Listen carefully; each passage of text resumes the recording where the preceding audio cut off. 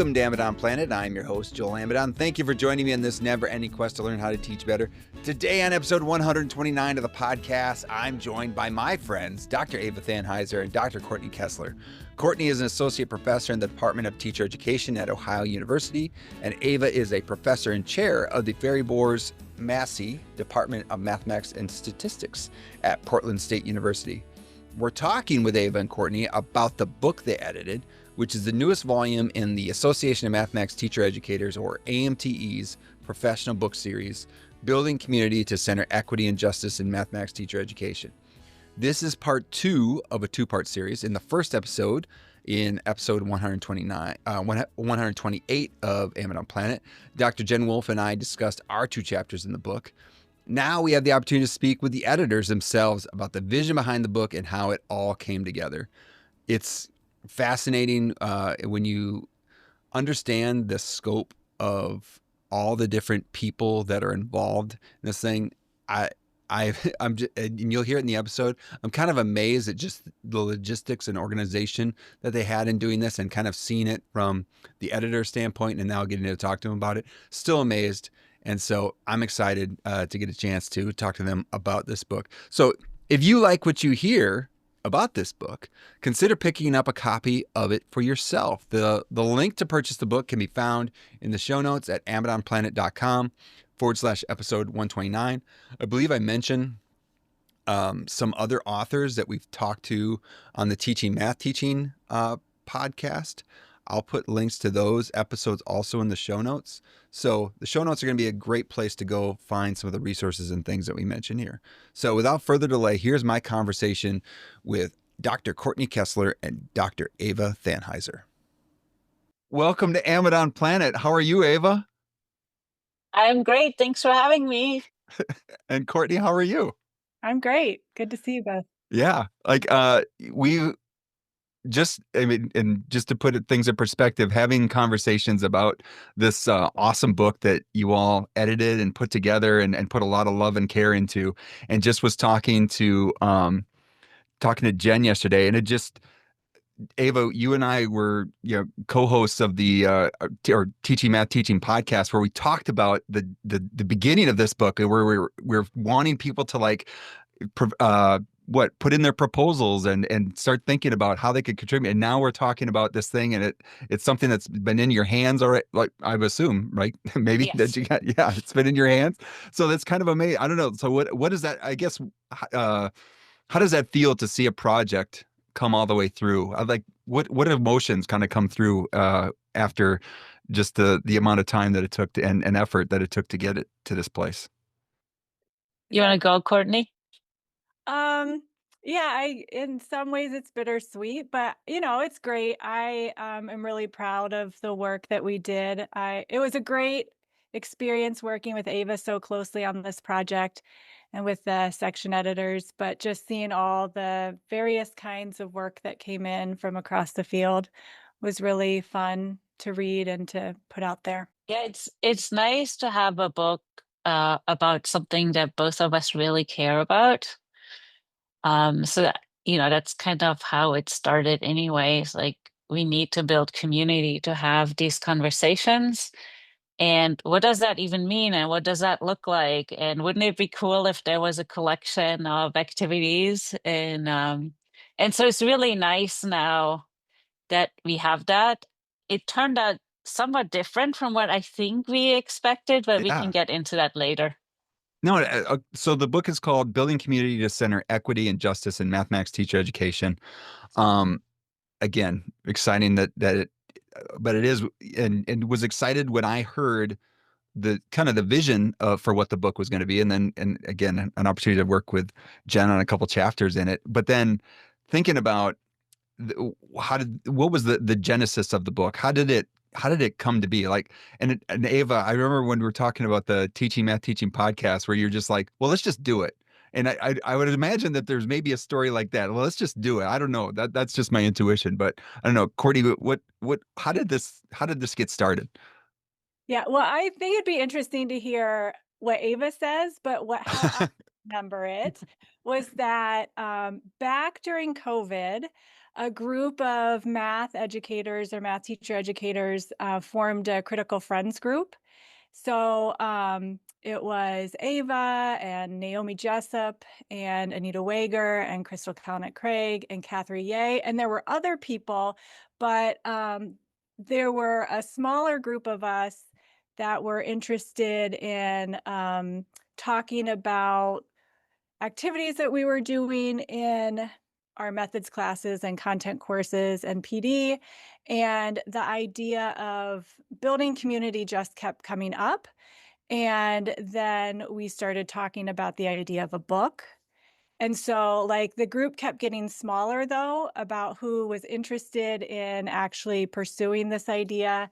And then it just turned out that Ava and I were kind of the lead people that were going to develop this into a proposal.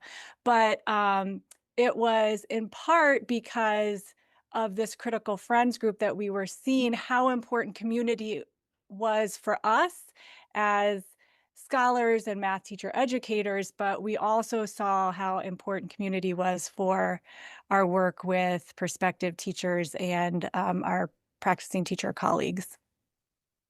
So it started way back during COVID, and then I think it was in 2022 when we put the proposal together for the AMTE board. Ava, anything to add?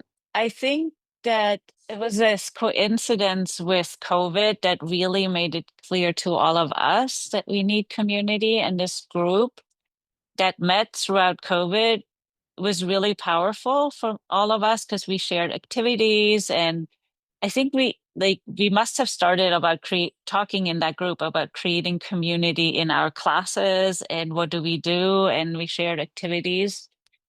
And so I think that's where it came from. I do want to also point out that the equity piece is really important in the title. So the Yeah. idea is we want to teach towards equity and justice. And to do so, we have to create community because otherwise you cannot do that. Yeah, absolutely.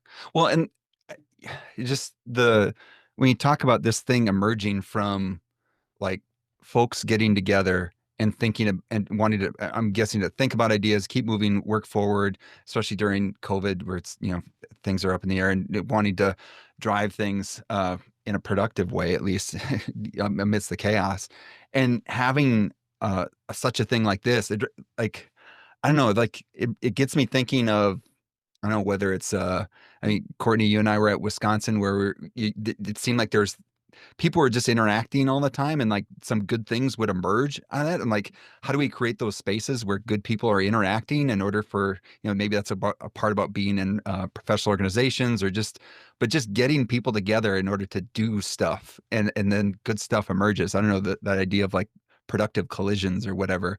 I don't know, that it's just an idea of it, that what was it? This book Culture Code, I think, talks about that.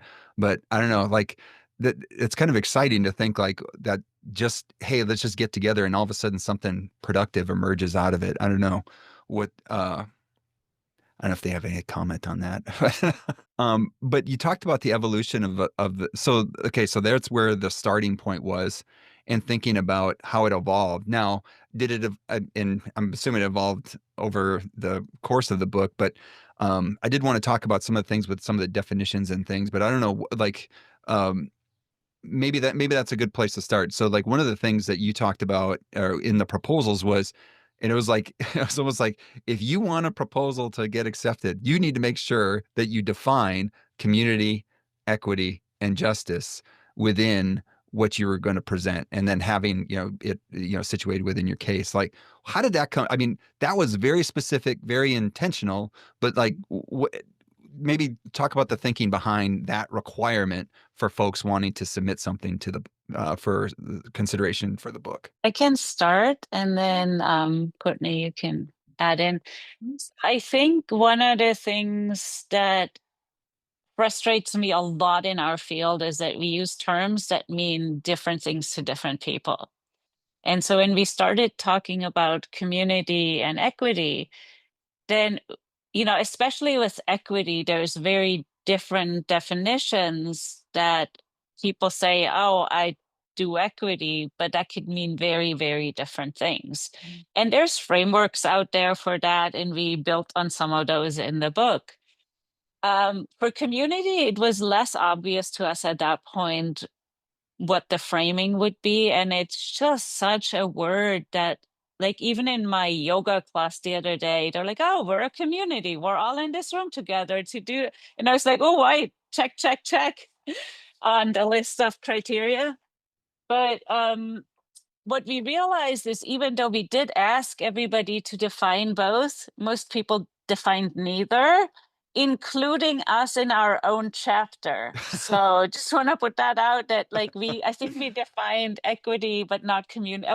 I can't remember exactly, but we had to yell at ourselves for that. And the reason why we pushed it so hard was that things came in that were very clearly different visions of equity and different visions of community.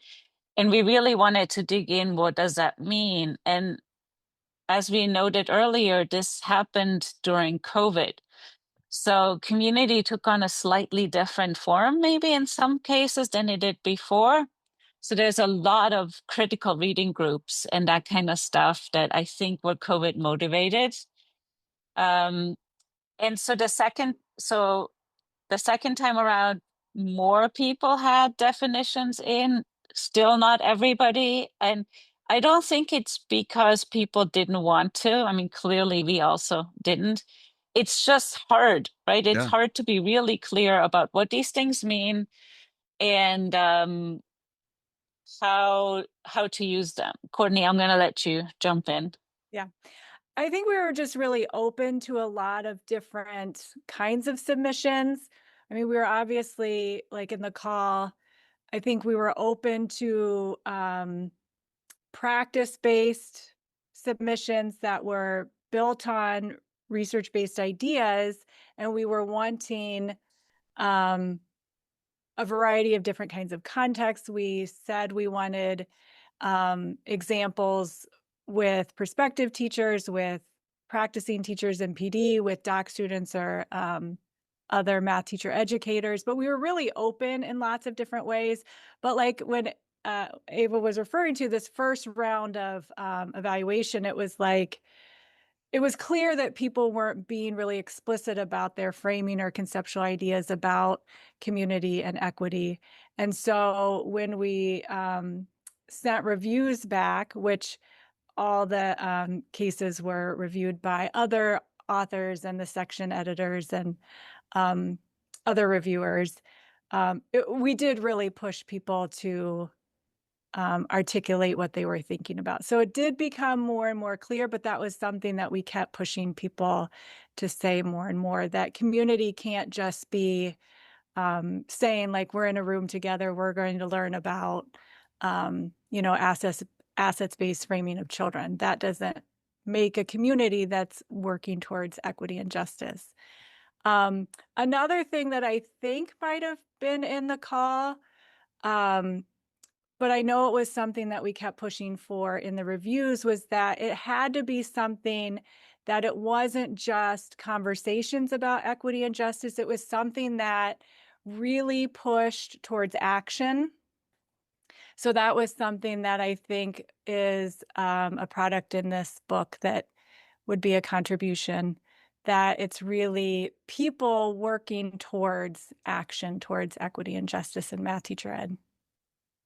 Yeah, I mean, that's what I loved about the call, but then also too with Jen and I talking about our work and like again having to talk about, because we were trying to think about our two chapters in tandem. So like we did, and one of us took the lead on one took the lead on another, and so, to be clear, like, okay, so what are we talking about with regard to these terms, and are we using them in a similar way? And then I was thrown on agape onto the chapter that I lead, and she had this like unconditional regard for others. Like, I'm like, there's kind of some similarities there. These like, and so we're throwing other terms on top, but like being very clear about what that is, but then also too thinking about how those terms relate to something that we wanted to talk about with in action, and making it a space, and then this product comes out that, hey, there's actionable things that are trying to move toward these defined terms within these different spaces, working with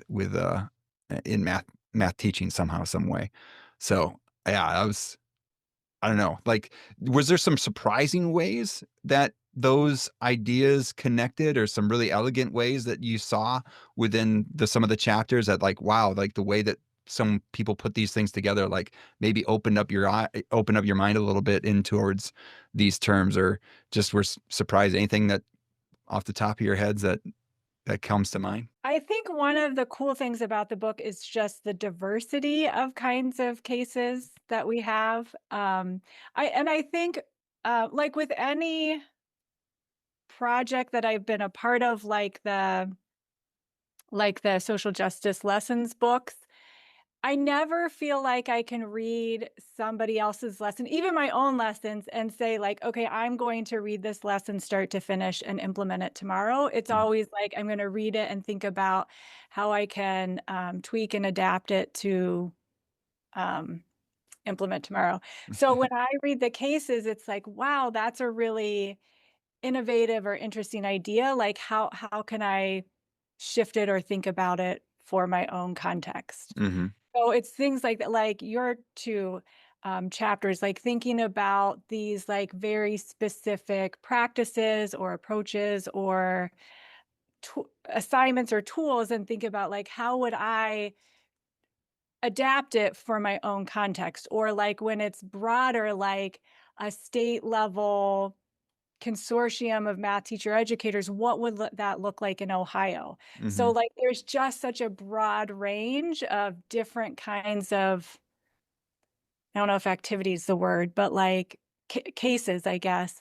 And then thinking about what that looks like for me as a math teacher educator. And I feel like in every single case, I can take these little bits to think about what it looks like for me. I do think that the initial round of submissions pushed our thinking of both community and equity and justice, because at least for me, like a lot of things that came in, I was like, whoa, I did not expect this. Like I had this vision for what's gonna come in, and Mm-hmm. like what came in was way more broad than that. Mhm. And so we thought that was really cool. And we kind of, in the introduction chapter, we kind of go through all the chapters in the book and pull out how communities defined across chapters and how equity and justice is defined.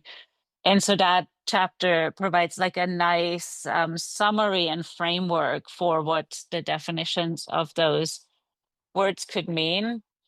Um, yeah. And I believe that might be the sample chapter on the website too, if I remember correctly. And we'll put a link in the show notes too, where people can get the book as well. So that's an interesting thing. And so also too, the sheer magnitude of the project is, I mean, there's what, 24 cases, 28 chapters, all the different organization. There's just, I just, it, it, I don't know if it makes me anxious thinking about it, but then also too, it's just like, oh wow, you have a lot to teach me about organization. This is really good. Well, and overall, what did you learn during the process? I mean, you talked about like different expectations coming in, but anything else like with learning during the process, either through just the process of editing the book, but then also too towards teaching better. I mean, Courtney, you talked about maybe picking out some things and thinking about how to then incorporate them, but maybe even there's bigger ideas there. Well, I learned a lot about organization. This was the first project that I felt like we were really I mean, I'll get to the content of the book, which I learned a lot about the content, but Mhm. just like, I've been on book projects before, but those were with publishers that did a lot of the behind the scenes work, but that was really up to Ava and I. So Hmm. just the amount of like organizational work that went into supporting 78 maybe contributing authors and section editors, like that was a ton of work that Ava and I were responsible for. So I learned a lot of how to do that, and I'm sure, like, journal editors have to do, and that was just something I had never done before. So, yeah, that was a learning process, but in terms of the book, like, just the idea of, intentional community. Right? Like, it's not just going to happen. So I think that that's one big idea that I'm walking away from. Authentic community must be intentional. Um, I also think about reciprocal relationships, right? That's something I think that we talk a lot about in our teacher preparation programs, but really thinking about what does it mean to be in reciprocal relationships with our partners, with our students, with our colleague teachers out in classrooms. Um, when we're trying to think about equity and justice. Um, so those are two things that I can think of. Part of the excitement for this book, other than having a really cool project to work on with Courtney, which was great fun, um, was like this is something that I'm really passionate about. And I just thought, hey, cool way to get a ton of ideas that I can use.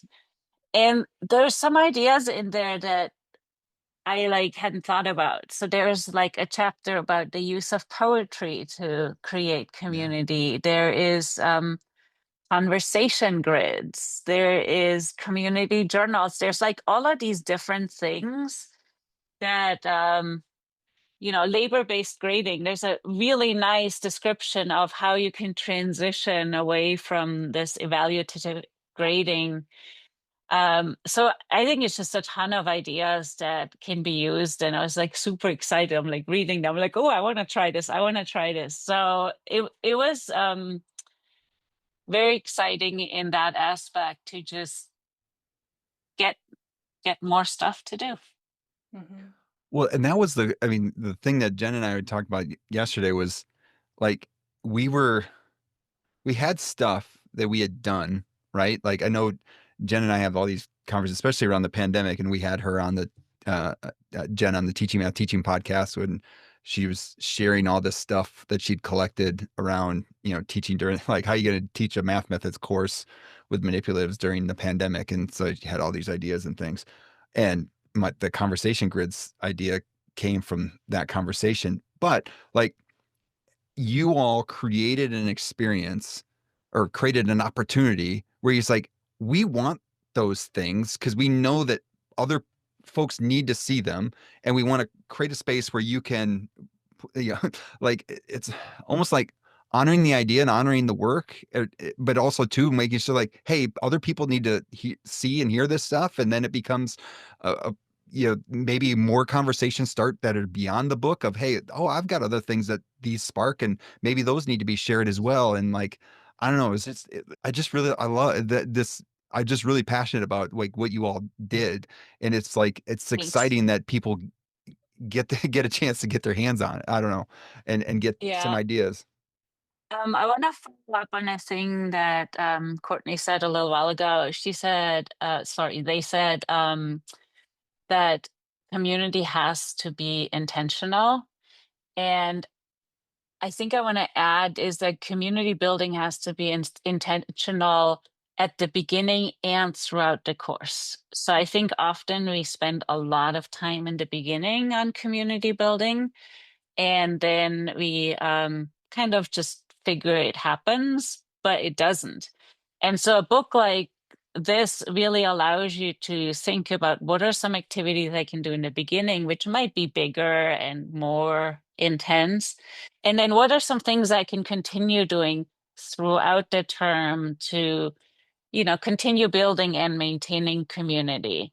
And I think that piece, I don't know if we talk a lot about that second piece. And I think that's a very important piece. Yeah, I was related to that. I was thinking about one thing that comes through from the book and something that I've continued to think about was the idea of disagreement Hmm. and authentic engagement, and how that's something that's sometimes really difficult to foster and to support at the beginning of a course, but then throughout.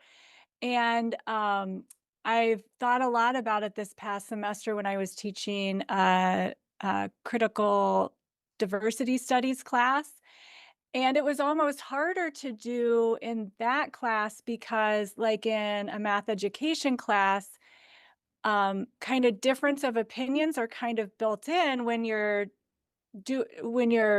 engaging in math tasks, because there's always different ways to think about tasks, right? And so that kind of fosters this idea that different ways of thinking is part of the course. So when we talk about um, ideas around teaching or learning, or classroom community, those kinds of disagreements kind of naturally emerge. But when I was teaching the diversity class, it was much harder to say, like, no, like, different ideas are like engaging with the content in different ways is expected and understood.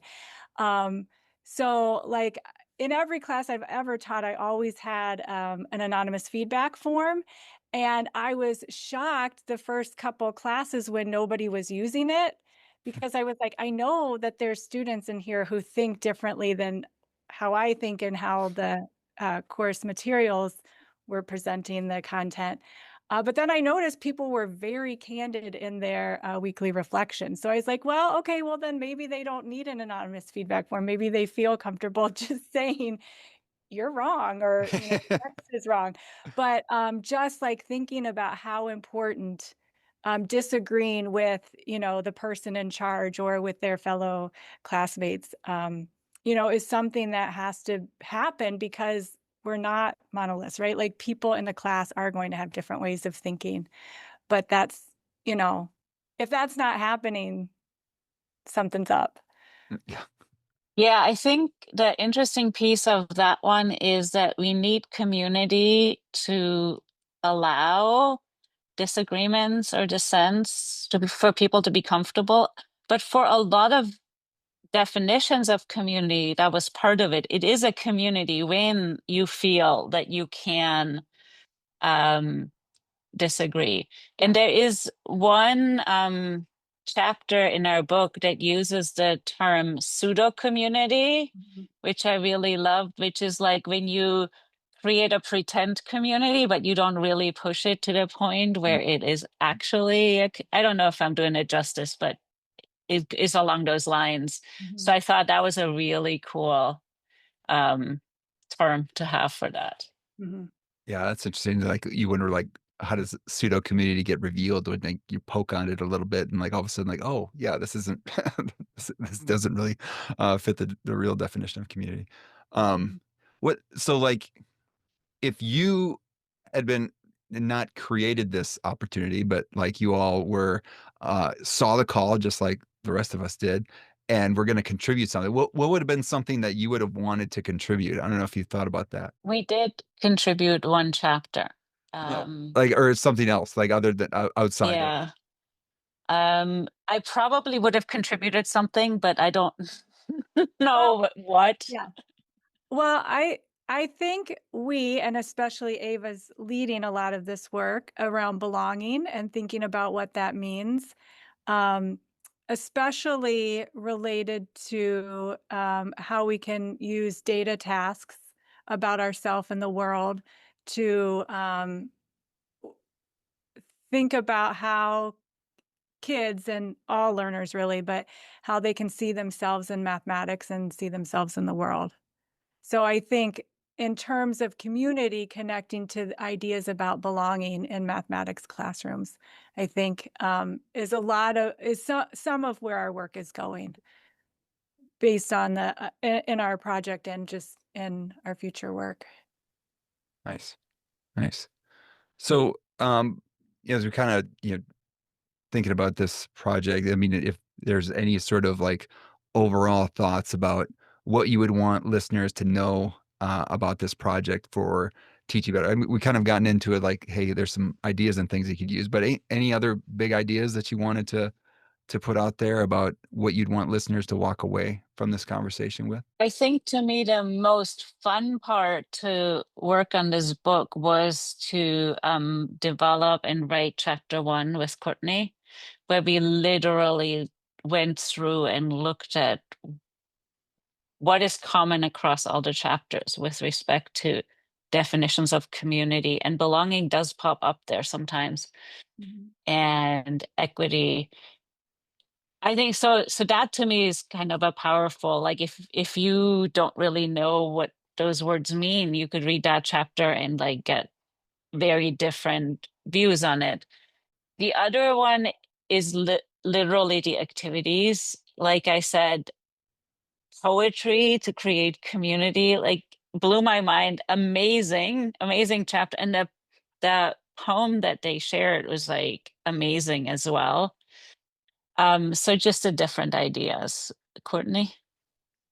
I think about how this work is so important in all contexts, right? It's for prospective teachers, for PD, for our work with each other as fellow math teacher educators. A couple months ago, I saw Counted Out, Mm. that documentary, and there was a colleague from the math department who walked up to my friends and I and said, "Hey, you and your colleagues in the education college have a lot of work to do." And I wish I would have been quick enough to say, you all in the math department also have a lot of work to do, right? Because Yeah. that was the message I was getting. Yes, of course, College of Education folks have a lot of work to do, just as, you know, K-12 schools, community members, family members, like this, we're all in this together. But I saw quite a bit of an indictment for the math folks too. So I see this book as supportive of our colleagues in math departments. And I would hope that people teaching content courses see this as relevant to their work as well. I mean, there were definitely contributors who work in math departments, Ava being a star example as chair of a math department. But I do think that that's an important piece, that it's not just education folks doing this work. Yeah, I can see this being we've got a new STEM center on campus, and they have all these, conversations about teaching and things. And I'm just in like how to get better at teaching, because they've turned their huge lectures into smaller groups, and now they're trying to figure out actually how to teach in those spaces versus just taking the lectures and making them just with less people. So, like actually doing the kind of work that the space is designed for. And I could see this being a text that they use to help guide them towards the kinds of things that they want to happen in that space, what they want, try to give them the tools in order to do such things. So, Mhm. um, I do think one of the things that is really important is to recognize how important community is. Like the other day, I was in a class, I was subbing for somebody else, and the students, like midway through the term, didn't even know each other's names. And mm, I was like, whoa, whoa, whoa, whoa, what? And so if we really want engagement, like Courtney described earlier, where you can disagree, where you can ask questions, where, you're not labeled if you do this or that, then we have to create the space, and we have to take the time to create the space.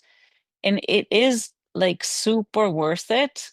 But I can see that often people dismiss it. They're like, oh, this is nice, but I don't have time for it. Mhm. But if that's an attitude you walk forward with, then maybe your students learn less throughout the rest of the time that you saved, versus if you had taken a little bit of time to do community building. yeah, I remember, like, I don't know if maybe it was Mandy Jansen or someone, like they were doing name tents, and they said if you're going to write, okay, put your name on the name tent, and people just put it on the front, and they Both sides. fades it and like, hey, no, no, no, put it on the back, because when you say something brilliant, I want the person over there to be able to see. It's not just for me to know, like, oh wow, you know, uh, Sam said something brilliant. No, no, no. You want the person behind you, like, oh wow, Sam said something brilliant, and like everyone can know who you are, and so you can have everyone knowing your name. It's just like those little. It's like one of those things. Like, okay, what are those little intentional moves in order to support things within your class about developing community? And I think, I don't know, but it's a continuous education, and I think this book is a big step towards continuing that education. Um, Thank you, y'all. So I got a couple other questions for you, just so we kind of ask everyone, and giving you all our very experienced educators, and maybe some of them are tying back to the text as well. So, what is the best thing you have learned lately to help you teach better? What is the best thing you've learned lately to help you teach better? From a book, could be from a colleague, could be random interaction in the grocery store. I don't know. I have been getting a lot better at giving students choice in their responses. So I've always known that that's a good practice, but I have learned a lot from my colleague here, Danielle Feeney, who's a special education expert, an inclusive pedagogy expert. And so now I have what's called evidence of learning assignments. And there's like 4 or 5 different ways students can respond. So like vocabulary journal or video journal or different structured responses. And it is so much better for me to respond to. Students like enjoy doing it. It's responses to readings and to weekly content.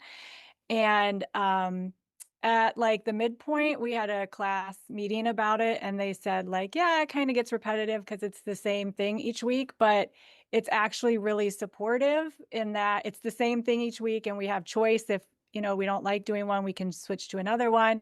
And they like actually enjoyed reading responses for the first time in my career in like 25 years. So I was super pumped about that. And it was, like I said, something I knew that I should have been doing, but I really drew on what Danielle had been doing and adapted it for my class.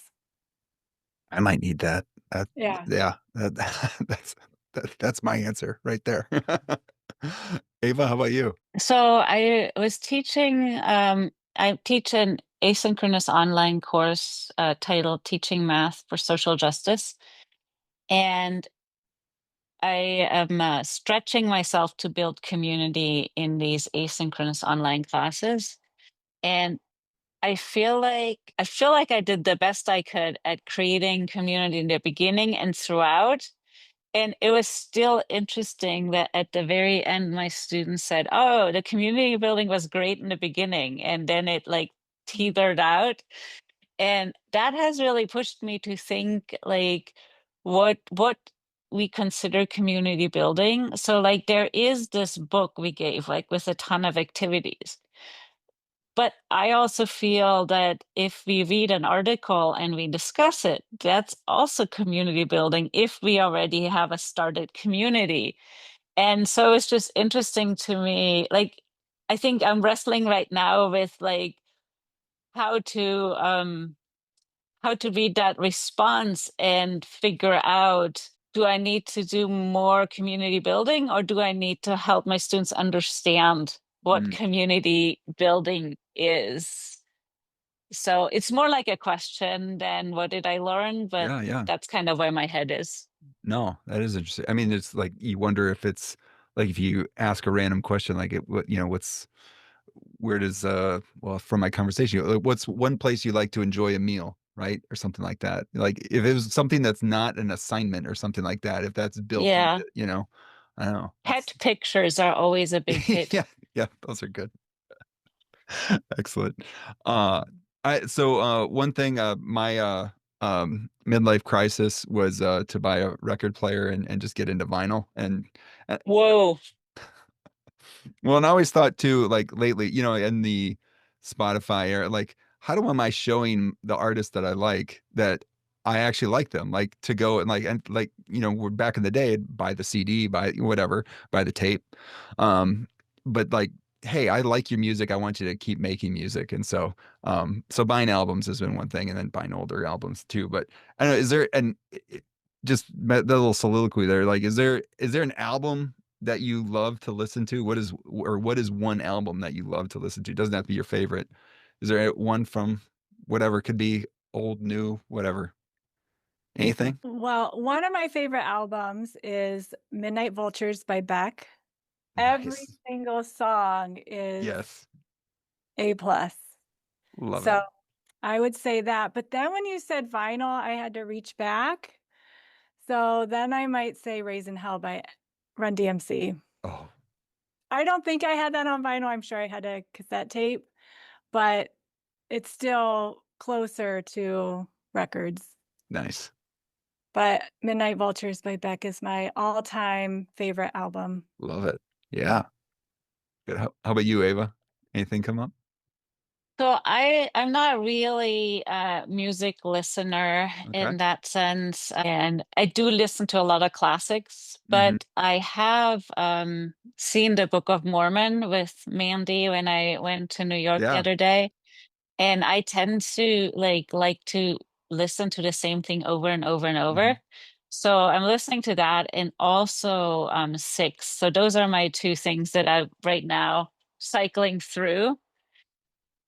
In my classical, I like Mozart a lot, and like it's usually my background stuff when I'm at a coffee shop working. Hmm. But when the area of night comes on, I always have to pause. That is like just such an amazing. It's that this is from the opera. The can't think about it.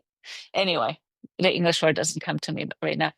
But it's just amazing because it goes like I think over multiple octaves. Is that the word? Like the Hmm. sound Yeah, ranges. yeah. Yeah. Nice. Nice. I also like listening to things over and over again. So my like Spotify Wrapped at the end of the year is always like whatever that one song was. Like, I think 2 years ago it was Exile by Bon Iver and Taylor Swift for some reason, which is kind of a weird song to listen to over and over again if you actually listen to the words. But I don't know, liked it. He's from Eau Claire, Wisconsin. Bon Iver's from Eau Claire, so am I. All right. Did you did you watch Succession? Yes. The Succession soundtrack is also really good if you're feeling dramatic. Nice. Nice. Because the music for that show was like amazing. Yeah. There's been some good like short documentaries about the composer who made that music. Nice. Nice. Yeah. Thank you. There we go. I appreciate that. Uh, Besides the book, which again we'll put a link to in the show notes, anything else to promote? Um, a big project that we're working on is our Connecting Math website, which we can put in the show notes. Hmm. So we're working on the records of practice from our work out in classrooms. Nice. And from that, or kind of an offshoot, not necessarily directly related to that project, I'll be leading a book proposal on critical literacy. Um, so, critical literacy, agency, and action in early childhood classrooms.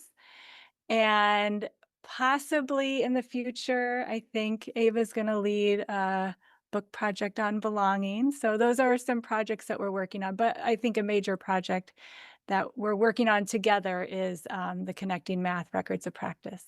Nice. And I don't know if Ava, I don't want to I speak. don't know if records of practice is something people know what it is. I don't think I knew what it was. So it's really we developed some lessons, and then we implemented them in first grade and third grade and in a summer camp, and then we analyzed them. And so currently we're working on having the lesson plans up there, student work samples, Nice. videos of students working on tasks. And what like we've started writing some of those up. So we've written one task up, which is in the Build It special issue of MTLT. Yeah.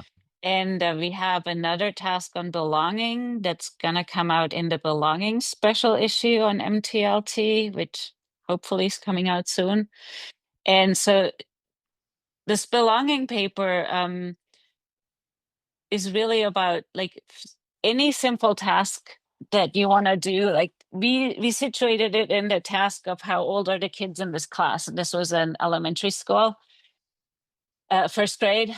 And we worked like we allowed the kids to figure out what to do and how to work through it. So there was belonging in the pedagogy, but there was also belonging like we took their pictures and then we created graphs with their pictures, and they were so excited. So we made like a bar graph, and everybody who was 6 was on that, and everybody who was 7 was on the other one.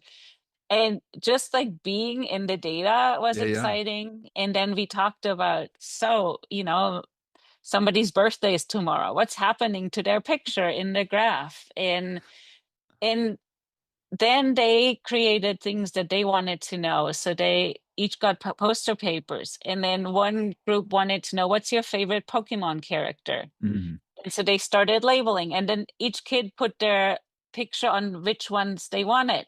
But then some kids didn't like Pokemon. So they created a new label that said none. And it's just like really cool how Yeah, they saw they were doing math, but it was all about them.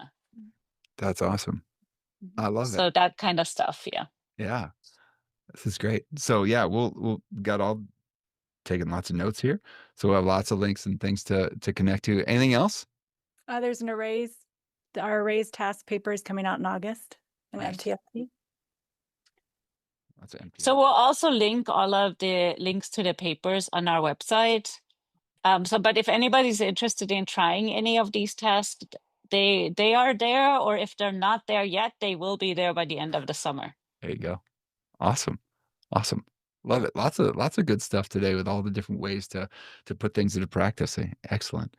Well, thank you, Courtney and Ava. I appreciate y'all for spending time on a summer day, willing to converse about this awesome work. And again, I'm so happy that it's out into the world, and then y'all put in the time and effort to collect and edit and interact with all these authors in order to get it out into the world. So I really appreciate it. I just want to shout out because Courtney did the bulk of all the organizing and stuff. So that was really amazing. And the labeling and all of that. So yeah, that was a lot of work. We were a good complement. Ava did a lot of the analysis for chapter 1. I mean, we worked together on a lot of stuff, but we complement each other very well. That's why we are a good collaborative team. Sounds like you have a great community going on there. There you go. A community of 2. Community of 2. There you go. There you go. Well, thank you so much for spending time. Thanks for having us. Yeah. Regardless of how many people listen to the Amazon Planet podcast, I just love doing it. One, I get to talk to my friends. I got to talk to my friends for an hour about something that they poured a lot of themselves into, and now is providing value to math teacher educators from around the world, right? So that's pretty cool, right?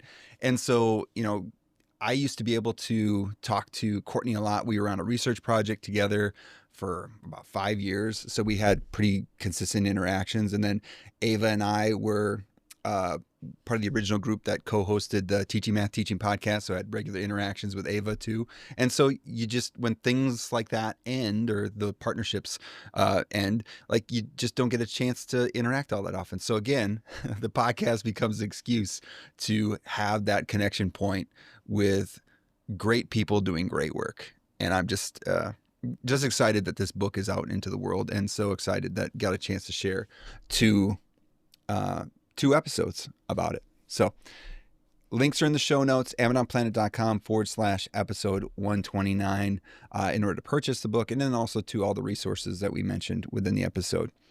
Now it's time, just the built-in excuse for me to talk about some music. This one, given this as a 2-part series, I was like, hey, what would be good? What would be a good artist to do in a 2-part series? I thought, hey, the Beatles, they're good.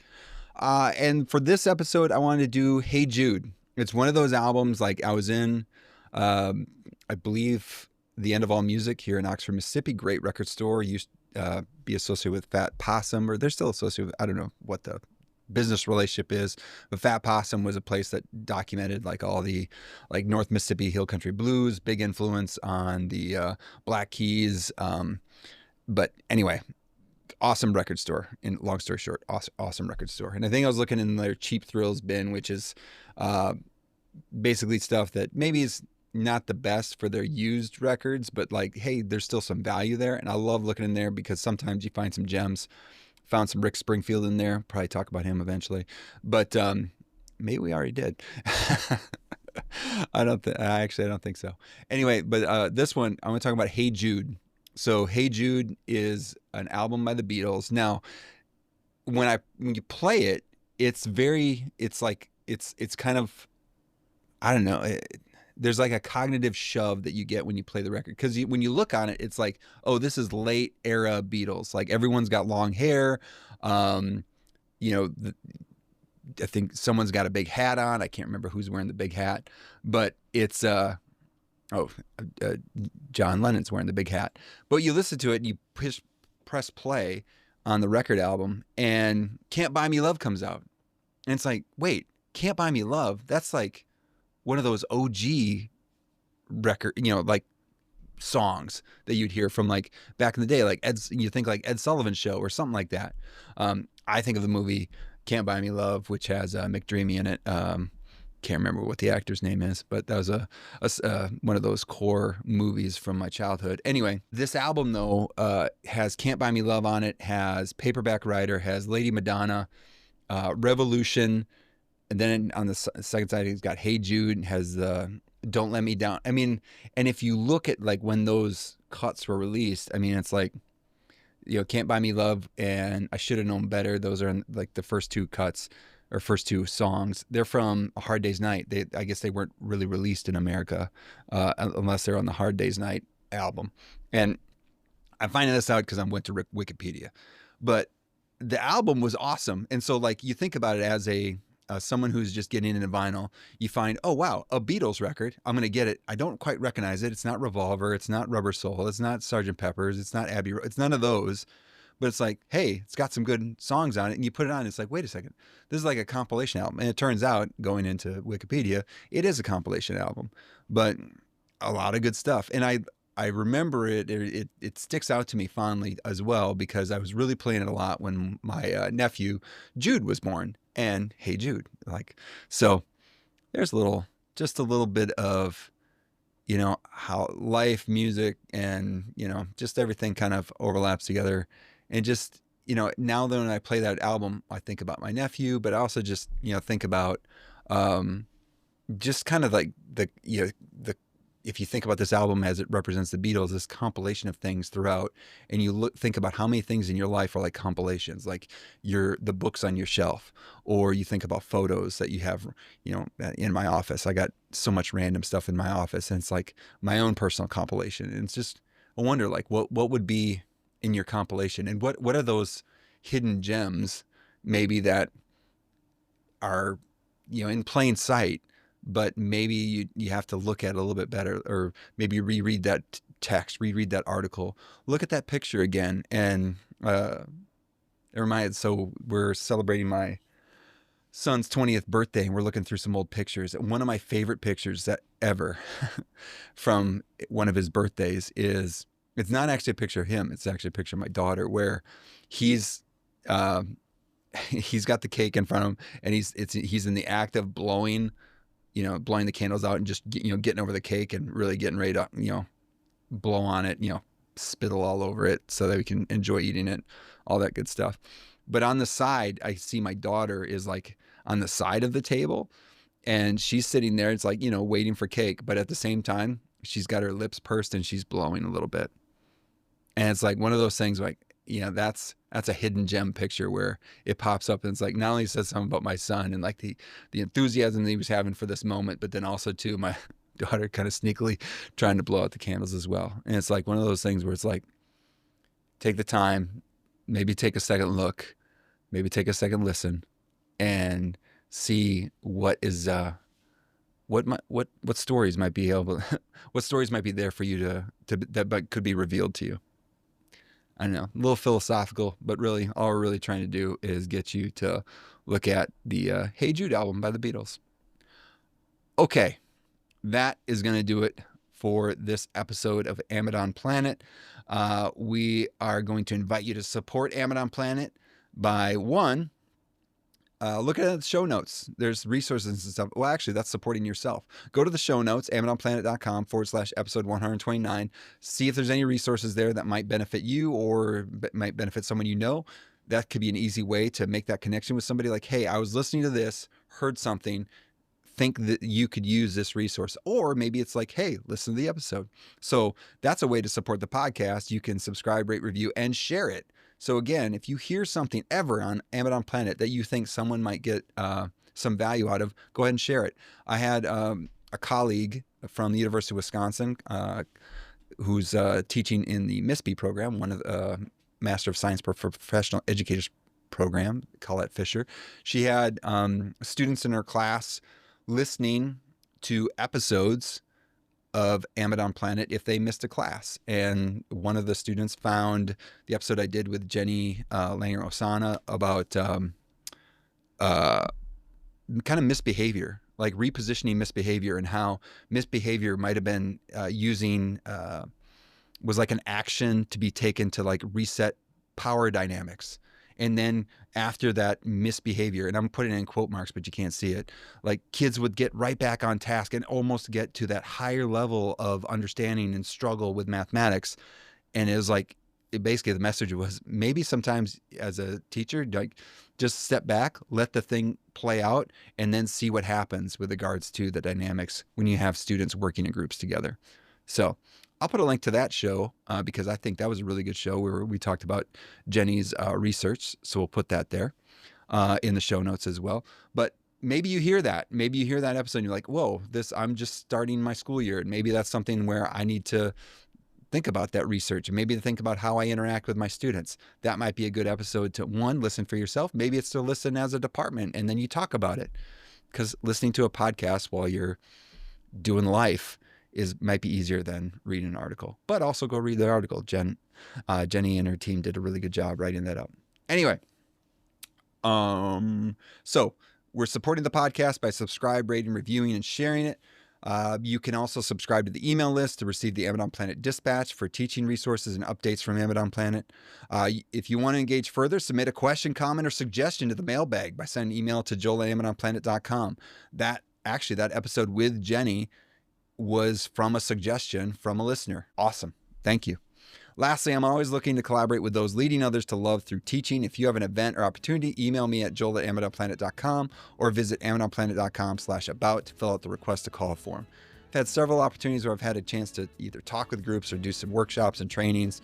Love to do that stuff. Love to get excited about teaching better with others. And yeah, if you have those opportunities, go ahead and email me at joel@amidonplanet.com or go to amidonplanet.com/about to fill out the request to call form. Thank you for spending time on Amidon Planet. Thanks to Ava and Courtney for sharing their time and expertise and for putting the work and engaging the field in order to put out their book. Again, go check out the link in the show notes. Thanks to Matt Mifflin for the music in the episode. Finally, thank you to all of you out there learning to teach better and be the good in the world by investing in the lives of others. This world is a better place because you have decided to use the gifts you have been given to serve others. Thank you for all that you do. Peace.